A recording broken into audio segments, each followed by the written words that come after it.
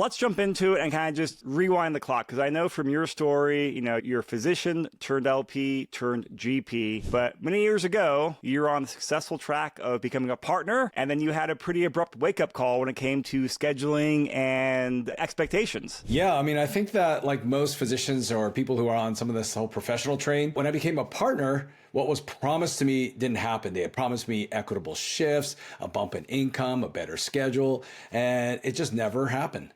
And it's like they said, I know we said it, but things had changed.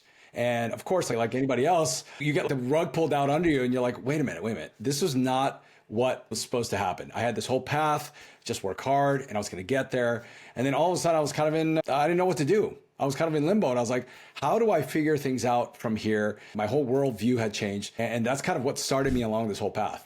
Why did you get into the world of real estate? Like, you had a pain point. Why real estate? I just started talking to other doctors. Really, being an anesthesiologist, like actually for a lot of people who don't know, it puts you in a great position to talk to a lot of other doctors. Like you just meet other surgeons, you meet other specialists, because you're always going around and helping and supporting and being in different roles. And I remember there were like some doctors, I was like, man, they look pretty happy.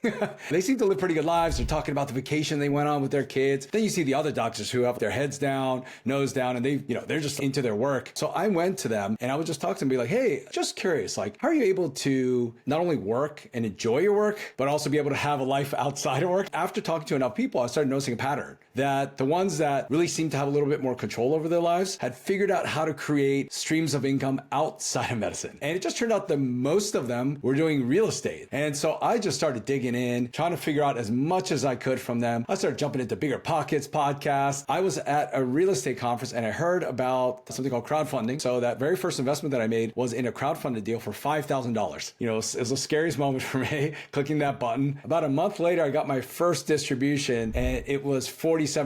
And I remember going nuts. And I called my wife. I told her, I was like, you won't believe it. I made some money in real estate. And again, I knew $47 wasn't going to change my life. I think if we just went out to dinner or something, but I just saw the potential. And so after that, I went nuts.